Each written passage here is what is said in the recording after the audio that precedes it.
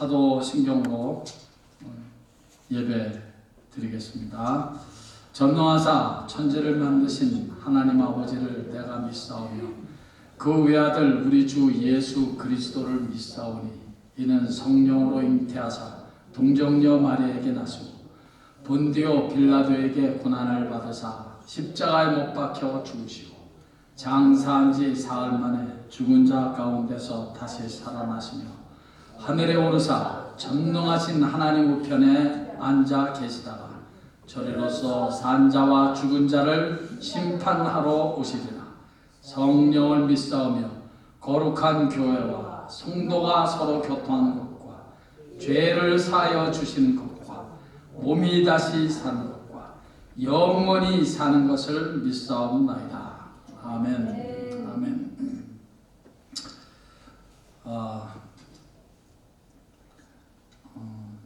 제가 어떤 때는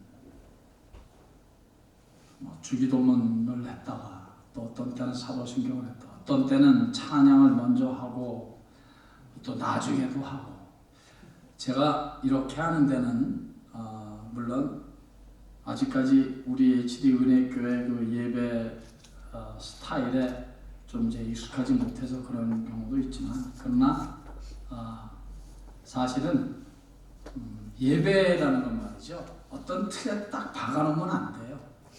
그러면 자유롭지 못합니다. 그러면 그 형식에 얽매이게 돼요. 그러니까 예배라는 것은 성령 안에서 자유로울 필요가 있거든요. 물론 주일 대예배 같은 공적인 예배에서는 어느 정도 형식에 이렇게 잡혀 있는 게 좋습니다. 그래야 이제 딴 데로 이렇게 벗어나지 않는 게 좋습니다. 그러나 예배라는 것은 원천적으로 성령 안에서 자유로워야 합니다. 자유로워. 제가 선교지에 오래 있었기 때문에 이런 말을 하는지는 모르겠어요. 선교지에서는 주보라는 자체가 없습니다. 주보라는 자체가. 그냥 찬양하다가 성령께서 감동하면 1시간이고 2시간이고 찬양만 계속합니다. 그럼 막 찬양하다가 막 회개하고 울고 돌고 찬양하다가 그냥 은혜 다 받죠. 또 어떤 때는 또 성령께서 그렇게 찬양을 많이 또 이렇게 인도하시지 않으면 찬양 한두 개 드리고 그리고 기도하죠. 또 기도를 또 그냥 그러다 또 찬양했다가 그렇게 자유롭게 성령이 이끄시는 대로 예배를 드립니다. 그러니까 너무 그렇게 형식에 이렇게 판에 박아놓은 그 판에 들어가려고 하는 것은 별로 그렇게 바람직하진 않다 이렇게 생각합니다. 물론 주일 예배 같은 경우는 좀 예배인데 굉장히 중요한 공적인 예배이기 때문에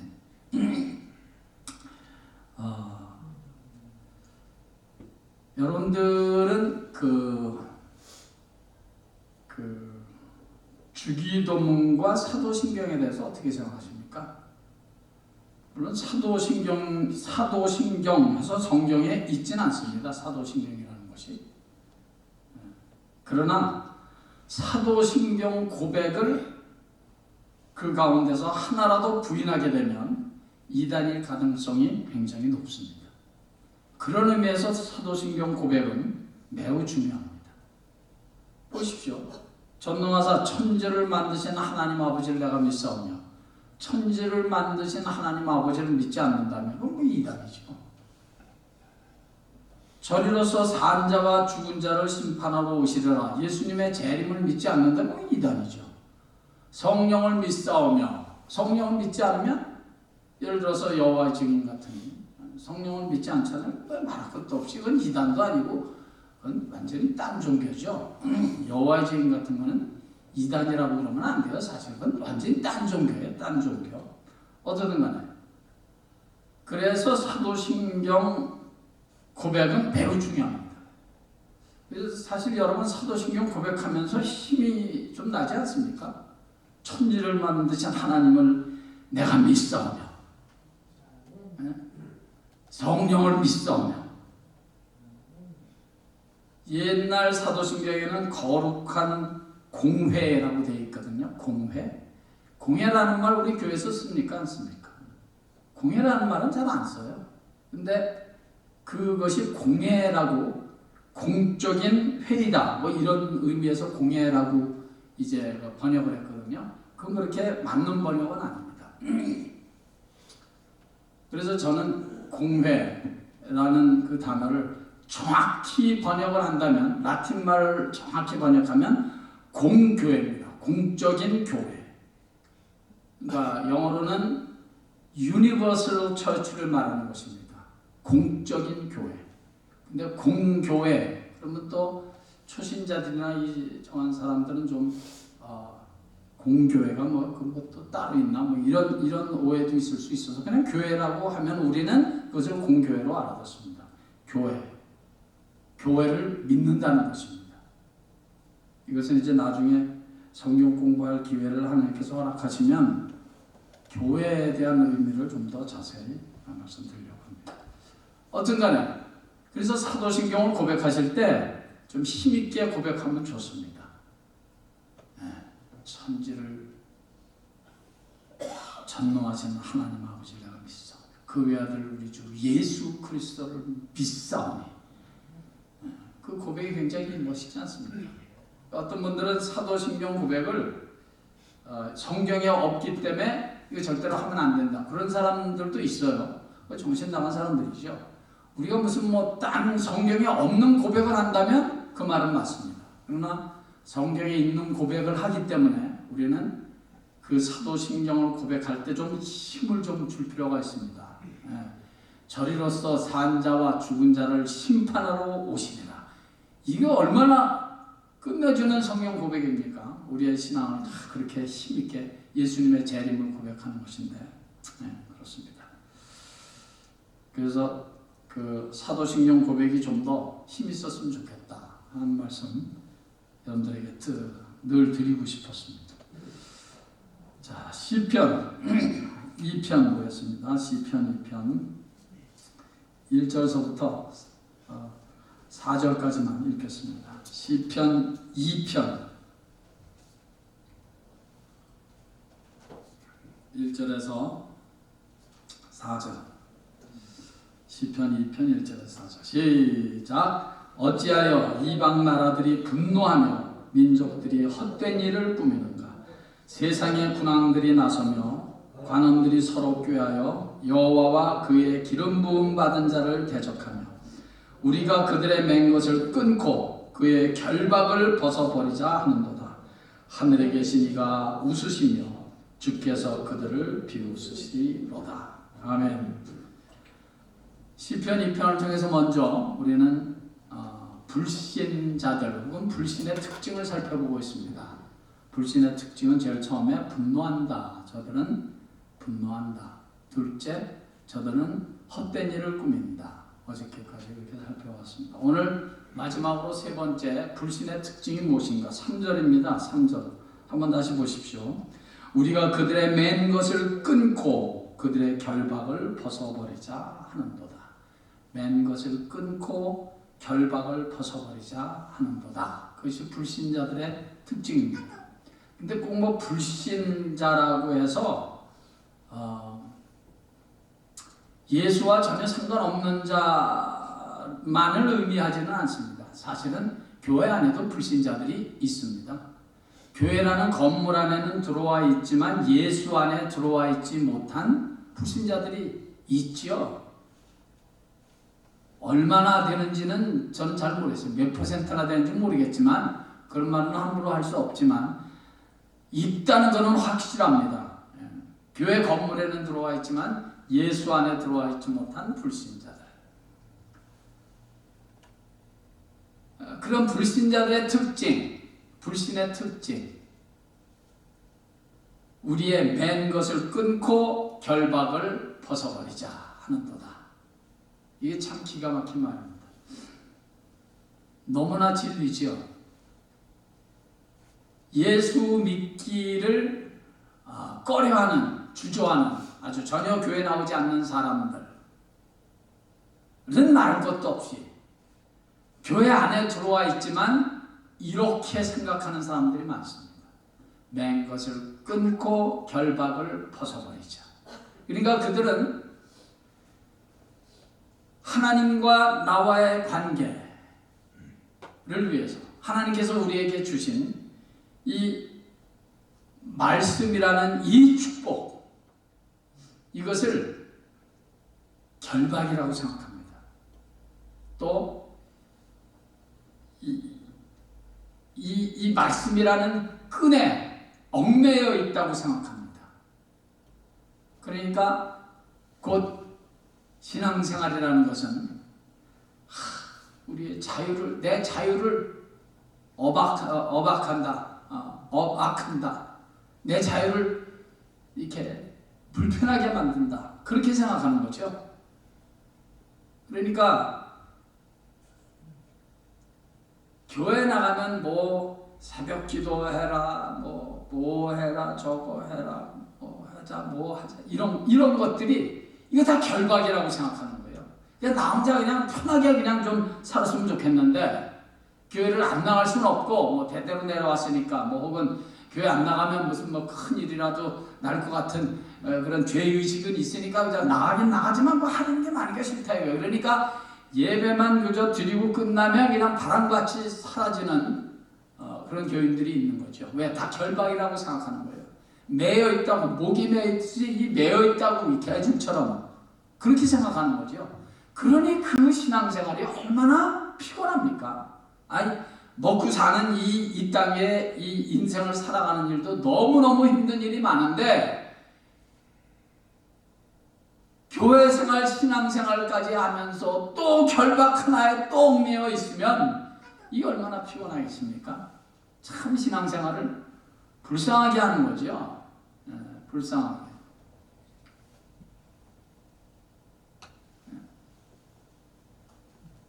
그러니까는 신앙생활이 감사하지 않습니까?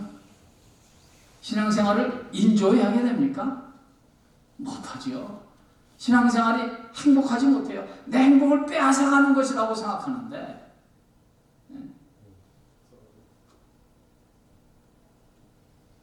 참 답답한 일이죠. 이 교회 바깥의 불신자들의 얘기만은 절대로 아니에요. 그 사람들은 뭐 나오지 않으니까 결박이고 뭐가 없죠. 이미 벌써 자유로운 사람들인데 뭐. 근데 교회 안의 얘기를 우리가 하지 않을 수가 없는 것입니다. 제가 즐겨보는 NLT 성경에는요, 그 부분을 They free themselves from slavery to God 그렇게 번역을 했습니다. 그러니까 그 사람들은 우리는 하나님께 노예가 됐다고 생각하는 거예요. 그러니까 이 노예에서 우리가 내 자신을 빨리 They free themselves from slavery 노예에서 이 노예 생활에서 내가 좀 빨리 자유로워지자 그렇게 생각한다는 거예요. 그게 무슨 신앙생활이에요, 그게? 노예처럼 노예. 빨리 이 노예에서 빨리 해방되자 그렇게 생각한다는 거예요. 그러니까 모든 게 다 결박이고 모든 게 다 얽매여 있는 것입니다. 얽매여 있어요. 그러니 신앙생활의 피크인 감사, 신앙생활의 절정인 기쁨, 행복 이런 것은 찾아볼 수가 없죠. 그러니까 원망, 불평, 불평 그런 사람이 불평하는 거예요. 진정한 자유함이 없습니다.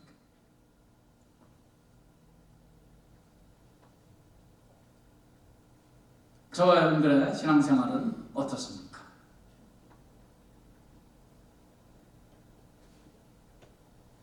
사도 바울의 서신을 읽노라면 사도 바울이 아주 중요하게 반복해서 사용하는 단어가 몇 개 있는데 그 중에 빼놓을 수 없는 하나가 있습니다.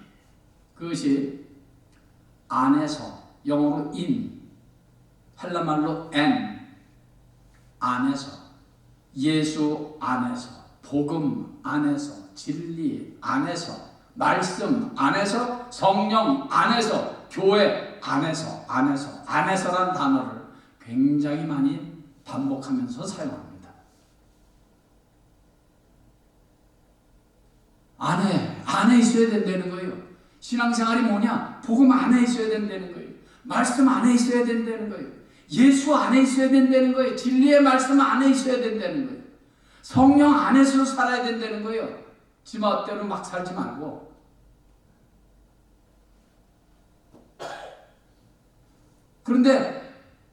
그러니까 우리 그리스도인들은 말이죠. 자유라는 말을 참 너무너무 중요한 말이거든요. 자유라는 말이. 근데 이것을 방탕과 같은 의미로 생각하는 무지한 사람들이 너무 많아요. 내 마음대로 막 사는 걸 자유라고 생각해요. 천만의 말씀, 그런 자유가 아니죠. 안에서 자유예요. 안에서. 예수 안에서의 자유. 말씀 안에서 누리는 자유예요. 진리 안에서 누리는 자유. 하나님의 말씀에 순종하는 자들이 누리는 자유 아니에요. 그냥 자유가 아니라. 그냥 자유는 그건 방탕이죠.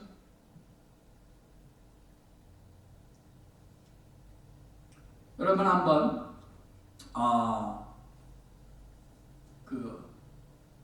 어항 속의 생선을 한번 생각해 보십시오. 어항 속의 fish in aquarium.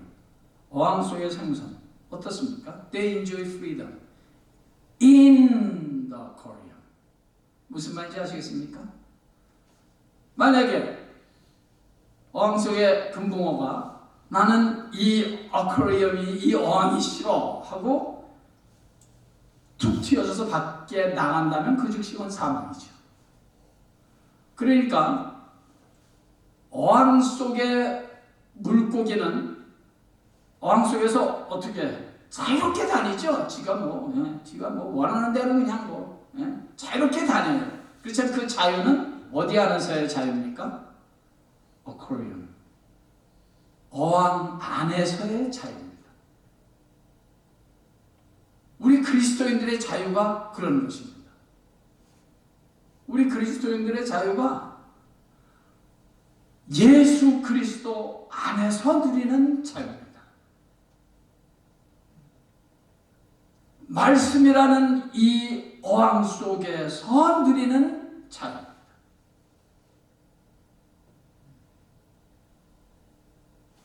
그러니까 예수 안에서 우리는 얼마든지 그 안에서 자유를 누릴 수 있습니다. We enjoy freedom in aquarium, which called aquarium. aquarium 안에서. aquarium in a limited space. 그 진리 안에서, 그 안에서만 우리는 자유를 누릴 수가 있습니다. 나가면 사망. 그런데 불신은 뭐라고 말합니까? 너무너무 이거 분함된다. 끊자. 결박을 벗어버리자. 이렇게 생각한다는 거죠. 그렇게. 사랑하는 여러분, 우리의 신앙은 좀 더 성숙해져야 합니다. 좀 더 자라나야 합니다. 성숙해져야 합니다. 예수 안에서 누리는 자유가 얼마나 소중한 것인지를 우리가 경험하기 시작해야 합니다. 그것이 우리의 성숙한 신앙생활이고 우리 주님께서 그걸 요구하시는 거예요. 이 예수 안에서, 이 안에서 떠나면 거기는 어둠의 세력이 판치는 곳이고 거기는 죄가 판치는 곳이고 그 흙탕물, 죄라는 흙탕물 속에서 우리는 죄와 더불어 살 수밖에 없어요. 그건 자유가 아니죠. 그건 망하는 길이죠.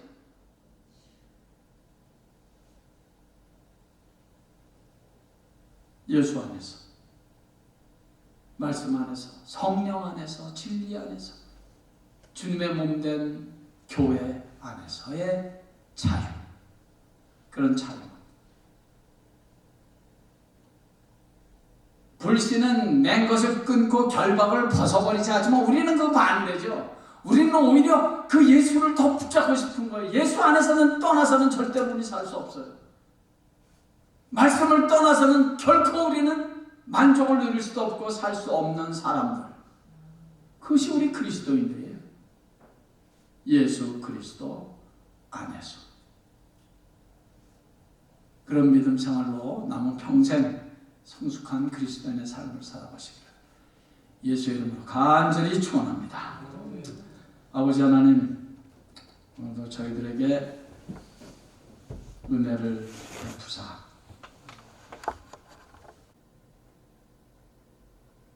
우리 그리스도인들은, 우리 하나님의 자녀들은 하나님의 뜻을 어떻게 아느냐? 순간순간 매일매일 하나님 의지하는 거예요. 한 걸음 한 걸음 뛸 때마다 우리 하나님 의지하는 거예요. 순간순간 하나님 의지하면서, 하나님 바라보면서, 하나님의 인도하심을 바라면서 주 뜻대로 살기를 원하면서 하루하루 매 순간순간을 하나님 의지하면서 나아가게 될 때 하나님 아버지께서는 그런 사랑하는 당신의 자녀들의 앞날을 한 걸음 한 걸음 인도하시는 거예요. 10걸음이 아니라 한 걸음 한 걸음 인도하는 거예요. 1년치를 미리 보여주고 인도하는 게 아니라 한 걸음 한 걸음 매 순간 매 순간 인도하는 거예요. 그렇게 해서 하나님의 뜻을 찾아가는 거지, 미리 뭐 다. 그러니까 절대로 이기적인 동기나 단순한 호기심에 의해서 호기심을 가지고 하나님의 뜻을 찾으려고 하면 안 됩니다. 매일매일 매순간 하나님과의 긴밀한 교제 속에서, 말씀을 통해서, 기도를 통해서, 주님과의 만남을 통해서, 주님과의 교제를 통해서 우리는 주님의 뜻을 찾아 하루하루 나아가게 되는 것입니다. 그래서 어느 날 뒤를 돌아다 보니까 정말 하나님께서 기가 막히게 하나님의 뜻대로 내 길을 인도하셨단 말입니다. 할렐루야. 그렇게 하나님의 뜻을 찾아가는 것입니다. 남은 삶 하나님의 뜻을 잘 찾아서 매일매일 주님과의 만남과 교제를 통해서 하나님의 뜻을 찾아 승리하는 저와 여러분 되시기를 예수의 이름으로 간절히 축원합니다. 아버지 하나님, 우리는 주님의 뜻이 아니면 절대로 함부로 그 길을 가지 말게 하시고,